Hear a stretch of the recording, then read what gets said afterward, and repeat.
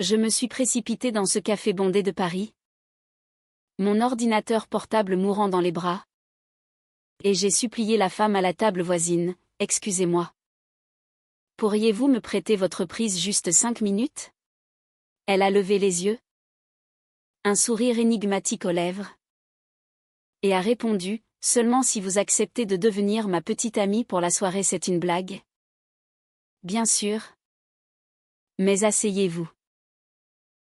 Et voilà comment. En un instant ridicule, ma vie a basculé dans un tourbillon d'émotions que je n'aurais jamais imaginé. Je m'appelle Isabelle. Et ce jour-là, je n'étais qu'une étudiante en littérature de 25 ans, perdue dans les rues pluvieuses du Marais. Mon thèse sur les poètes maudits me rongeait l'esprit, et je cherchais désespérément un endroit pour recharger ma machine avant que mes notes ne s'évaporent. Sandrine. C'était son nom. Assise là avec son café fumant et un livre de Simone de Beauvoir ouvert devant elle. Elle avait 28 ans. Des cheveux noirs coupés courts qui encadraient un visage aux traits fins, presque sculpté, et des yeux bruns qui semblaient percer les âmes. Je ne sais pas pourquoi j'ai accepté de m'asseoir. Peut-être parce que son regard m'a intriguée. Ou parce que la pluie dehors martelait les vitres comme un rappel de ma solitude. Au début, ce n'était qu'une conversation banale. « Vous étudiez quoi ?» m'a-t-elle demandé, en branchant mon câble. J'ai ri nerveusement, les cœurs brisés des écrivains français. « Et vous ?» Elle travaillait comme éditrice chez une petite maison d'édition indépendante, spécialisée dans les récits féministes. Nous avons parlé de livres, de Paris, de la vie qui file trop vite. Mais intérieurement, je bouillonnais. Pourquoi suis-je restée ? Ma famille, conservatrice et ancrée dans les traditions bourgeoises de Lyon, m'avait toujours inculqué que l'amour était une affaire sérieuse, hétéronormée, sans place pour les écarts. Et moi, avec mes doutes enfouis depuis l'adolescence, je me sentais comme une imposture. Sandrine, avec sa confiance déconcertante, me faisait miroiter un monde où je pouvais être moi-même. « Vous semblez triste, Isabelle » a-t-elle murmuré après un silence. Triste ? Non. Terrifiée. Terrifiée par cette attirance naissante que je refusais d'admettre. La soirée s'est étirée. Nous avons commandé des croissants, ri des touristes qui pataugeaient dehors. Mais au fond de moi, un conflit rageait. Était-ce du flirt ? Ou juste de la politesse ? Sandrine posait des questions qui touchaient mes failles. « Avez-vous déjà aimé quelqu'un qui vous faisait peur ?» J'ai détourné le regard, pensant à mon ex-petite amie. Une relation fade imposée par les attentes familiales. L'amour devrait être une tempête, pas une brise, a-t-elle ajouté. Et ces mots ont planté une graine de doute en moi. Pourquoi n'avais-je jamais ressenti cela ? Était-ce parce que mes attirances réelles étaient tournées vers les femmes ? Un secret que je gardais comme un poison ? Le hasard a voulu que son téléphone sonne. C'était une amie. Et Sandrine a dit en riant, « Oui. Je suis avec ma nouvelle petite amie, Isabelle. » J'ai rougi. Protesté faiblement. Mais elle a raccroché en m'expliquant que c'était pour éviter une soirée arrangée par ses collègues. « Vous m'avez sauvée ?» a-t-elle confié. Et moi ? J'étais piégée dans ce mensonge innocent qui éveillait en moi des sentiments interdits. Rentrer chez moi ce soir-là fut un supplice.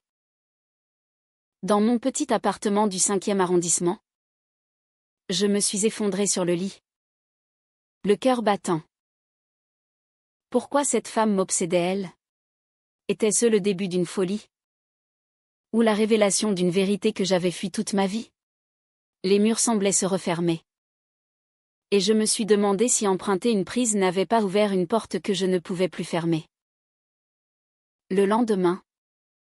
Un message de Sandrine: merci pour hier. On remet ça? J'ai hésité. Les doigts tremblants sur l'écran. Accepter? C'était plonger dans l'inconnu, refuser? C'était renier une partie de moi. J'ai répondu oui. Et ainsi a commencé notre relation accidentelle. Nous nous voyons dans des cafés, des parcs, parlant de tout et de rien. Mais chaque rencontre creusait plus profond en moi. Sandrine était ouverte sur sa sexualité, assumant fièrement son attirance pour les femmes. Moi, je mentais, prétextant des amitiés platoniques. Intérieurement, je me torturais: Isabelle, qu'es-tu en train de faire? Ta mère te renierait si elle savait. Pourtant, ses rires, ses regards, me faisaient fondre. Un soir, au jardin du Luxembourg, elle a pris ma main. Tu es spécial, a-t-elle dit. Mon cœur a explosé, mais la peur l'a étouffé. Était-ce de l'amour? Ou juste une illusion née d'un malentendu? Les jours passaient, et le mensonge grandissait. Sandrine me présentait à ses amis comme ça, petite amie par accident.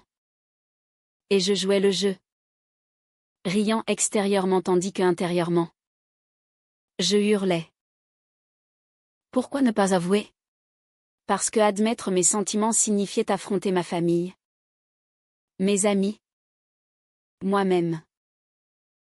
Un appel de ma sœur m'a ramené à la réalité: Isabelle, papa veut te présenter quelqu'un. Un gentil garçon de bonne famille. J'ai raccroché, les larmes coulant. Sandrine, sentant mon trouble, m'a pressée: qu'est-ce qui te ronge? J'ai esquivé. Mais le doute s'installait en elle aussi. Était-ce le début de la fin? Notre première dispute a éclaté lors d'une soirée chez elle. J'avais vu une photo d'une ex-petite amie, et la jalousie m'a submergée. Pourquoi ne m'as-tu rien dit? Ai-je lancé. Elle a ri: c'est du passé. Et toi, Isabelle? Qu'est-ce que tu caches? Je suis partie en claquant la porte, le cœur en miettes. Seule dans la nuit parisienne? Je me suis interrogée: suis-je prête à tout perdre pour elle? La réponse me terrifiait. Car oui, je l'aimais déjà. D'un amour profond et interdit. Les semaines suivantes furent un tourbillon d'émotions contradictoires. Sandrine et moi continuions à nous voir, mais une tension palpable s'était installée. Chaque regard échangé était chargé d'interrogations non dites, et mes nuits étaient hantées par des rêves où je la perdais. Pourquoi suis-je si lâche? Me répétais-je inlassablement, fixant le plafond de ma chambre. Ma thèse avançait à pas de tortue, car mon esprit était ailleurs, prisonnier de cette femme qui avait transformé un simple emprunt en une passion dévorante. Un après-midi, nous nous sommes retrouvés au musée d'Orsay, entourés de toiles impressionnistes qui semblaient refléter mes tourments intérieurs. Sandrine admirait un Monet, ses yeux brillants. L'art capture l'essence des émotions fugaces, a-t-elle murmuré. J'ai hoché la tête, mais intérieurement, je bouillonnais, et mes émotions à moi. Les captures-tu? Soudain, elle s'est tournée vers moi. Isabelle, es-tu heureuse avec moi? La question m'a transpercée comme une lame. Heureuse? Oui. Follement. mais terrifiée par les conséquences. J'ai bredouillé une réponse évasive. Et elle a froncé les sourcils. Tu sembles toujours ailleurs. Ce soir-là, chez elle dans son appartement cosy du quartier latin, les choses ont dégénéré. Nous buvions du vin rouge. Et l'alcool a délié les langues. Parle-moi de ta famille, a-t-elle insisté. J'ai hésité. Pensant à mes parents, catholiques pratiquants, qui voyaient l'homosexualité comme un péché. Ils sont traditionnels, ai-je admis. Elle a ri doucement, les miens aussi. Au début. Mais l'amour vrai triomphe. Ces mots m'ont blessé. Car ils soulignaient ma faiblesse. Et si l'amour vrai me détruit, ai-je pensé? Les larmes montant.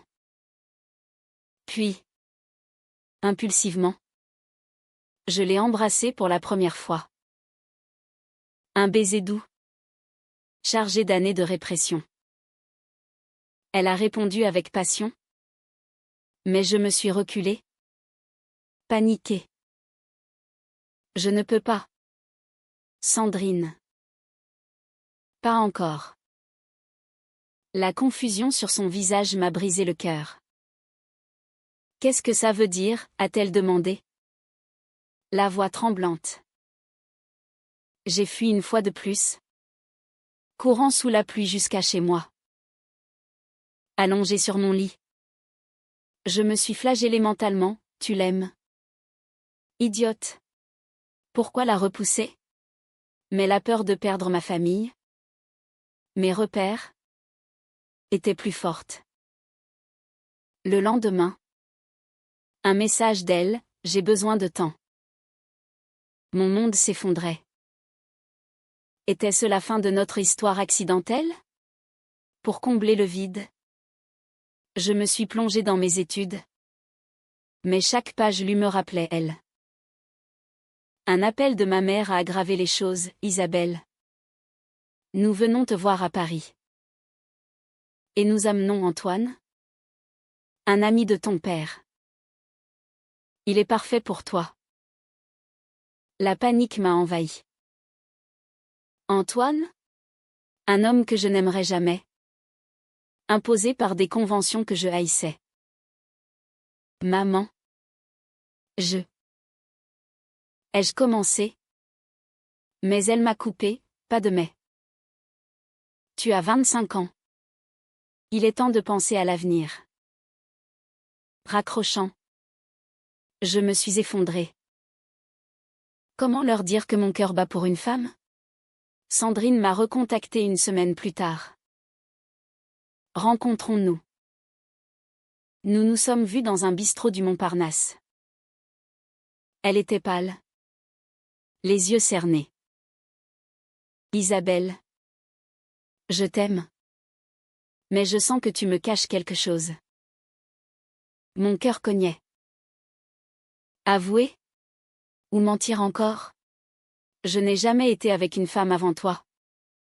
Ai-je confessé? Elle a souri tristement, c'est ça? Juste de la peur? Non. C'était plus, la peur d'être rejetée par le monde. Mais je n'ai pas tout dit. Et cela a semé les graines d'une méfiance. Bientôt, un secret enfoui a refait surface. Sandrine m'a raconté son passé, une relation toxique avec une ex qui l'avait trahi publiquement. J'ai juré de ne plus aimer quelqu'un qui n'est pas honnête. Ces mots m'ont glacé. Étais-je honnête? Non. Je cachais ma lutte interne. Mes doutes. Intérieurement. Je hurlais, pardonne-moi. Sandrine. Je t'aime trop pour te perdre. Mais les malentendus s'accumulaient. Lors d'une fête chez des amis communs, quelqu'un a mentionné mon ex-petit ami. Sandrine a blêmi. Tu ne m'as pas dit que tu étais bi, a-t-elle accusé. J'ai nié. Mais le doute était planté. La dispute qui suivit fut violente verbalement. Tu joues avec moi, a-t-elle crié. Non. C'est juste. Compliqué. Ai-je balbutié. Elle est partie en larmes, me laissant seule avec ma culpabilité. Pourquoi tout compliqué, me suis-je demandé, errant dans les rues sombres. Ma famille arrivait bientôt. Et avec elle, le choc des mondes. Antoine, symbole de tout ce que je rejetais. Dois-je choisir entre l'amour et la sécurité? Cette question me hantait, amplifiant mon désespoir. Puis, un soir, un appel anonyme, une voix féminine. Sandrine mérite mieux que tes mensonges.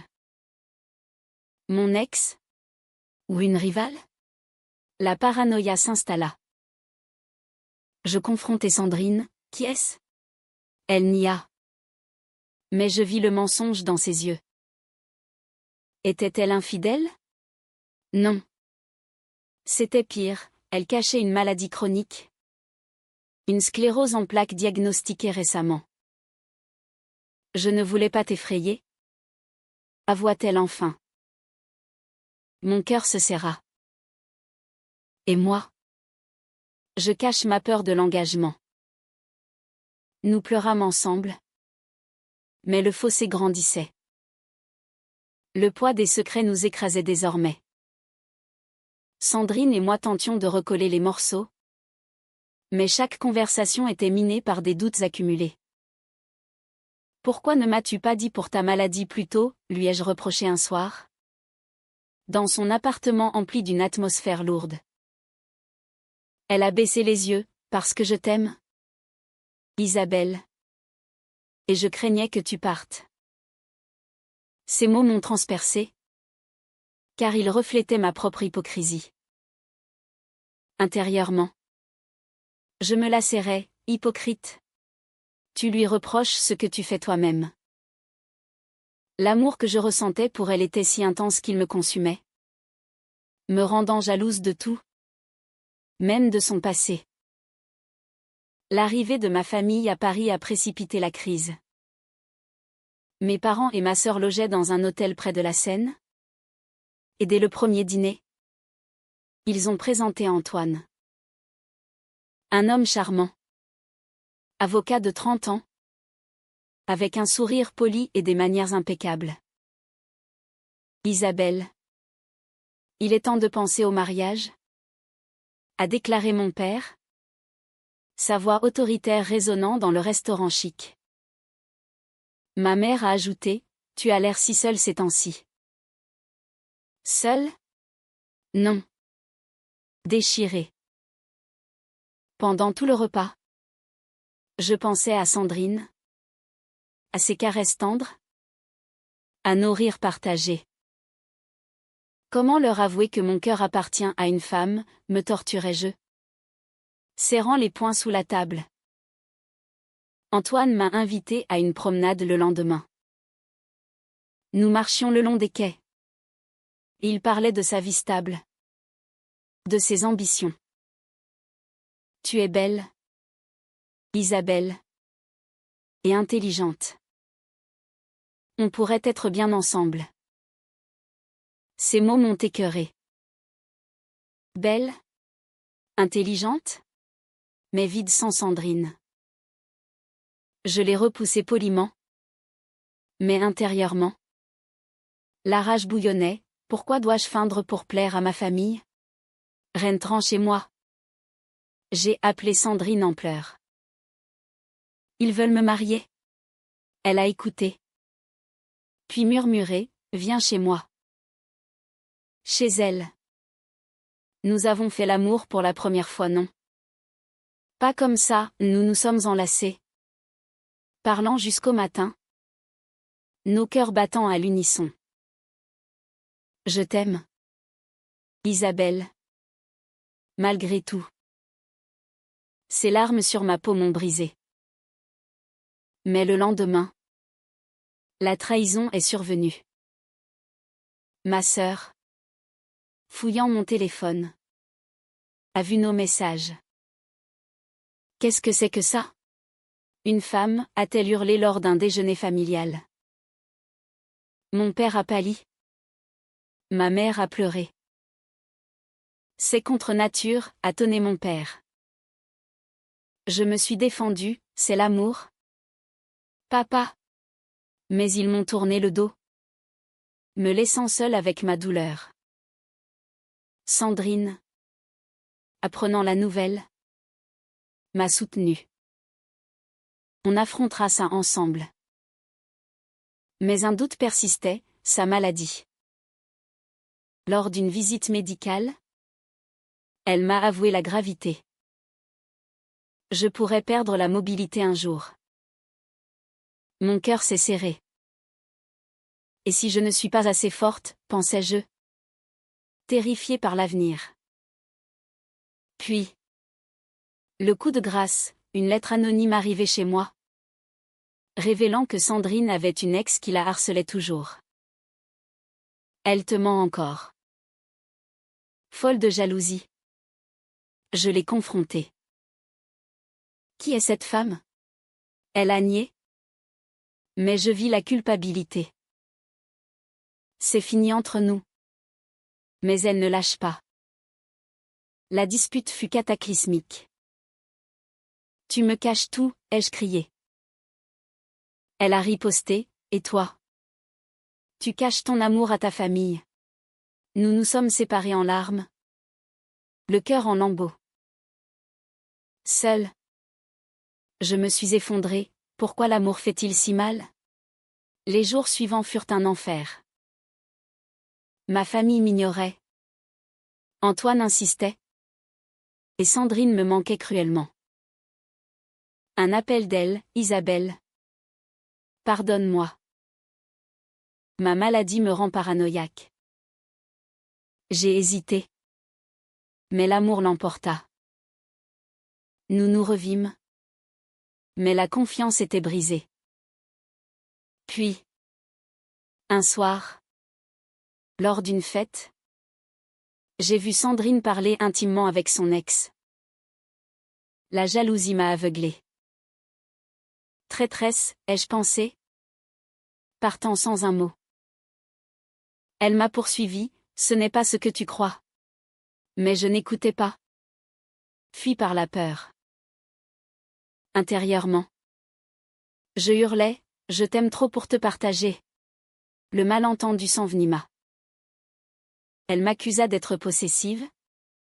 Moi de la tromper. Notre relation, née d'un hasard, semblait vouée à l'échec. Pourtant, au fond de moi, une voix persistait, bats-toi pour elle. Mais les obstacles s'amoncelaient. Ma mère m'appela, reviens à la raison. Ou nous te renions.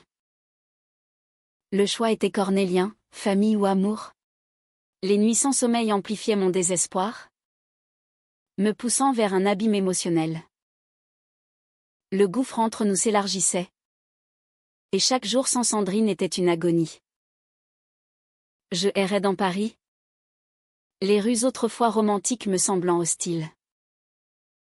Comment ai-je pu laisser un malentendu détruire tout, me reprochais-je, revivant cette scène à la fête. Son ex, une femme élégante aux cheveux roux, l'avait approchée pour clore définitivement leur histoire. Mais j'avais vu rouge, interprétant mal. Sandrine m'avait expliqué par message, mais ma fierté m'empêchait de répondre. Intérieurement, la tempête rageait, tu l'as perdu par ta faute? Isabelle. Ta peur t'a rendu aveugle. Ma famille, de retour à Lyon, m'envoyait des ultimatums. Choisis, nous ou cette aberration, écrivait mon père dans un email glacial. Ma sœur, plus compréhensive, Appelait Isabelle. Pense à maman. Elle est dévastée. Dévastée? Et moi alors? Mon cœur saignait. Déchiré entre loyauté filiale et passion authentique. Pourquoi l'amour doit-il être un champ de bataille, me lamentais-je. Seul dans mon appartement. Entouré de livres qui ne m'apportaient plus de réconfort. Antoine, sentant ma vulnérabilité, m'invita à dîner. Laisse-moi te montrer une vie stable, proposa-t-il. J'acceptai. Par désespoir.